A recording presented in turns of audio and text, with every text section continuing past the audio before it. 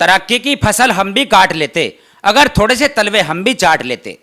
जिस कौम के लोग खुद को श्रेष्ठ और दूसरे को नीच मानते हैं, उसके विरुद्ध हमारे महापुरुषों ने सदियों तक संघर्ष किया और वह संघर्ष आज भी जारी है। लेकिन जहां कोई व्यक्ति खुद ही खुद को नीच व गुलाम मानकर दूसरों को श्रेष्ठ का दर्जा देता हो, उसे आप क्या कहेंगे? नमस्कार, जय भीम, सत श्री अकाल, आदाब। मैं उमेश करुणा और आप देख रहे हैं BH न्यूज नेटवर्क। यूपी में उपचुनाव का माहौल गरमाया हुआ है। इसी बीच एक तस्वीर वायरल हो रही है जिसमें मंच पर बैठे बीजेपी के दिग्गज नेता और जमीन पर बैठा एक दलित प्रत्याशी। तस्वीर वायरल हो रही है और उस प्रत्याशी के पिता, जो कि राजवीर दिलेर सांसद रहे और दादा किशन लाल दिलेर 4 बार विधायक रहे, यानी खानदानी परंपरा निभा रहे हैं। बीजेपी के प्रत्याशी सुरेंद्र दिलेर ने कहा कि वह अपने पिता और दादा की परंपराओं का पालन कर रहे हैं और उन्हीं के आदर्शों को मानते हुए अपने गुरुओं का सम्मान कर रहे हैं। आपको बता दें कि अलीगढ़ के खैर विधानसभा उपचुनाव में भारतीय जनता पार्टी के प्रत्याशी सुरेंद्र दिलेर, जिनका एक फोटो सोशल मीडिया पर काफी वायरल हो रहा है और मजाक का वह विषय बना हुआ है। इस तस्वीर में देखा जा सकता है कि सभी वरिष्ठ भाजपा नेता मंच पर कुर्सियों पर बैठे हैं, जबकि सुरेंद्र दिलेर जमीन पर बैठे हुए नजर आ रहे हैं। इस तस्वीर ने विपक्ष को मुद्दा बनाने का मौका दे दिया और उन्होंने इसे दलित समाज के प्रति अपमान बताया। लेकिन सुरेंद्र दिलेर ने इस पर अपने विचार रखते हुए बताया कि यह उनके गुरुओं और बुजुर्गों के प्रति सम्मान का प्रतीक है, न कि अपमान का। उन्होंने स्पष्ट किया कि वह अपने पिता और दादा की परंपराओं का पालन कर रहे हैं और उन्हीं के आदर्शों को मानते हुए अपने गुरुओं का सम्मान कर रहे हैं। सुरेंद्र दिलेर ने बताया कि उनके परिवार में हमेशा से ऐसे ही बुजुर्गों और गुरुओं का आदर और सम्मान किया जाता रहा है। उनके पिता और दादा हमेशा अपने से बड़े लोगों को ऊंचा स्थान देते थे और खुद नीचे बैठते थे, अपने बर्तन तक साथ लेकर जाते थे ताकि उनका आदर और सम्मान बना रहे। यह आदतें उन्होंने अपने परिवार से ही सीखी है और अब वह इन्हीं परंपराओं को आगे बढ़ा रहे हैं। उनका कहना है कि उन्होंने मंच पर कुर्सियों पर बैठे गुरुओं का सम्मान करने के लिए जमीन पर बैठने का निर्णय लिया था। उनका मानना है कि जमीन पर बैठकर लोगों के बीच जाने से उन्हें अधिक भरोसा मिलता है और उनके साथ एक बेहतर जुड़ाव बनता है। उनके इस तरीके को लोगों ने सहारा भी है क्योंकि इससे उनमें एक विनम्रता और सरलता का भाव दिखाई देता है। उनका यह मानना है। उनके अनुसार राजनीति में सफलता से ज़्यादा महत्वपूर्ण है कि वे उन आदर्शों का पालन करें जो उन्हें उनके बुजुर्गों ने सिखाए हैं। सुरेंद्र दिलेर का कहना है कि भारतीय संस्कृति में बुजुर्गों और गुरुओं का सम्मान करना एक महत्वपूर्ण स्थान रखता है और इसी संस्कृति को वह अपने जीवन में अपनाए हुए है। सुरेंद्र दिलेर की यह बात, उनका यह कथन, यानी आज के इस संविधान के दौर में, आज के इस लोकतांत्रिक युग में यहाँ पर साफ साफ गुलामी का प्रतीक दिखाई देता है। क्योंकि हमारे महापुरुषों ने, डॉक्टर बाबा साहब अम्बेडकर जी ने जिस गुलामी व ऊंच नीच को खत्म करने के लिए संघर्ष किया और संविधान में सभी को बराबरी का हिस्सा दिया, वह बात अलग है कि आप अपने गुरुओं का व बुजुर्गों का सम्मान करते हैं, लेकिन यहाँ पर राजनीति है।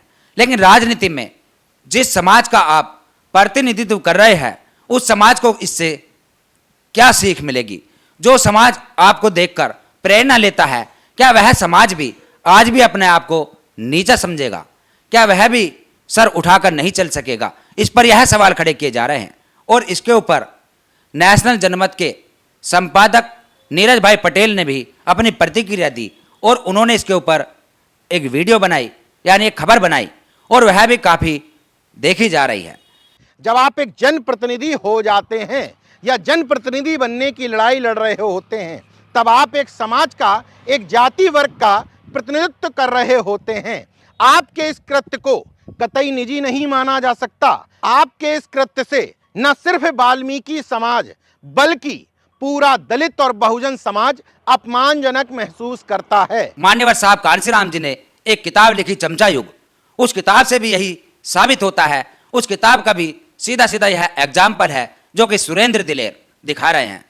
ऐसे लोग ही उस चमचे में शामिल होते हैं जो कि उस बात को पूरा कर रहे हैं।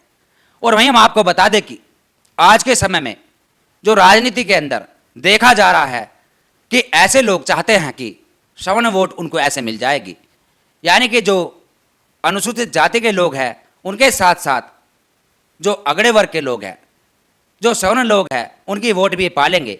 हालांकि ऐसा हो सकता है कि कुछ हद तक इनको वोट मिल भी जाए, लेकिन जो मान सम्मान स्वाभिमान की और प्रतिष्ठा की लड़ाई है, उस लड़ाई में यह कहाँ खड़े हैं। और इसीलिए हमने शुरू में कहा था कि तरक्की की फसल हम भी काट लेते, अगर थोड़े से तलवे हम भी चाट लेते। ऐसी क्या तरक्की होती है, और ऐसी तरक्की किस काम की कि आप अपना मान सम्मान स्वाभिमान और प्रतिष्ठा से खिलवाड़ करके, समझौता करके, तलवे चाट कर, नीचे बैठकर अपना मान सम्मान स्वाभिमान सब खत्म करके और तरक्की कर ले। यानी आप विधायक बन भी जाए यदि, तो आपका मान सम्मान स्वाभिमान प्रतिष्ठा जो किसी काम की नहीं रहेगी, तो आपकी यह तरक्की भी किस काम की रहेगी। यानी कि ऐसी तरक्की जो लोग गुलामी करके, जी हुजूरी करके यदि आगे बढ़ भी जाते हैं, तो समाज उनको कभी माफ नहीं करता। और ऐसा ही देखने को मिला हाथरस में मनीषा वाल्मीकि जो कांड हुआ था, उस पीड़िता को इंसाफ दिलाने के लिए तमाम संगठन सड़कों पर आए, लेकिन हाथरस के जो सांसद रहे सुरेंद्र दिलेर के पिता, उनकी वहां एक भी नहीं चली। यदि वह चाहते, क्योंकि उनके पिताजी 4 बार विधायक रहे और वह सांसद, यदि वह चाहते तो मनीषा वाल्मीकि को इंसाफ दिलाने में देरी नहीं लगती और इतना बड़ा आंदोलन नहीं होता, लोग सड़कों पर नहीं आते, उस बेटी को इंसाफ मिल जाता।